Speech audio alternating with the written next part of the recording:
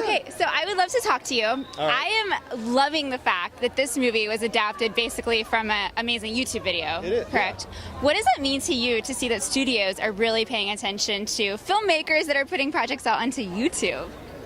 I think that's great news for everybody worldwide. It doesn't matter where you are. I mean, David was in Sweden when he made this. Right. You know, we needed to get him his green card. We needed to bring him over here to, like, you know, to get him, sorry, his visa. Oh. And what it means, though, is that if you have an idea and you make it and you put it out there online, there's a chance that someone who out here loves it will buy it, and it's off to the races. Okay, take me to the nitty-gritty. I feel like every writer has a space that they like. Is that true? Where do you go? Sure. It's not a coffee shop, I'm sure. Where's your space where you kind of zone out and get in the zone to write something like this? Typically, it's my dining room. Okay. You know, it's like distracting. No, not center of the house. It's kind of the center of the house, Yeah. And it seems to be quiet. And I know that if I want dinner, I have to finish the pages. Is that the rule? You say you're That's writing 100 more, and then, well, maybe that's 100's a lot. Maybe 10 more. That's a lot. Okay, God, I would be dead by now if that was it. Yeah, no. Okay, I would just love to know, writing for horror, first of all, I've seen the movie. I was really lucky I got to do the junket, so I saw it last week. It really does have stories intertwined. I don't really feel like the horror is there just for shock value.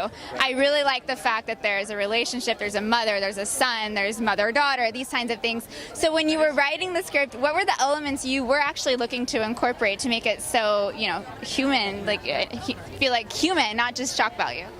Well, the character drama was the place that I started. I wrote it first just as a dysfunctional family, and then once I had that storyline in there, once I understood what the characters were, that's how I knew where to put the scares. Like, if I didn't have that, I wouldn't know how to, like, really escalate all the tension and drama with Diana, because the scares by itself is just like ketchup with no fries for me. Have you seen it live with an audience yet? Once, okay. Yes. No spoilers, really, but I just have to know, did it come later? Was it a collaboration?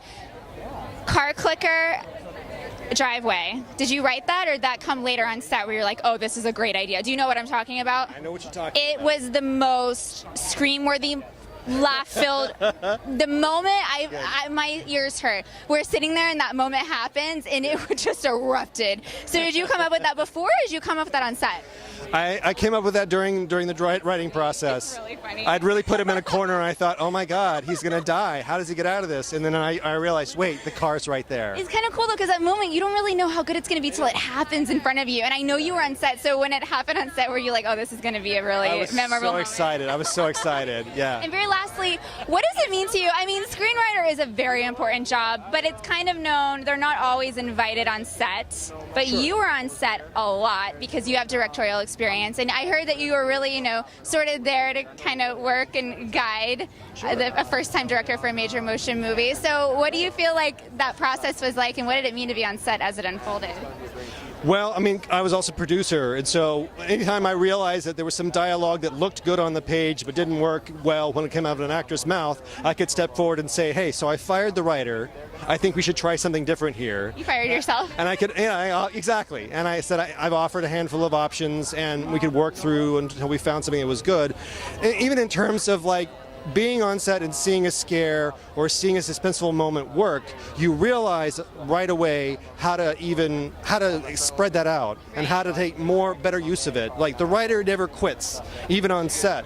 And so anytime I could come to David and say, that looked really good, what if we do 2 other things to continue to, like, capitalize on that?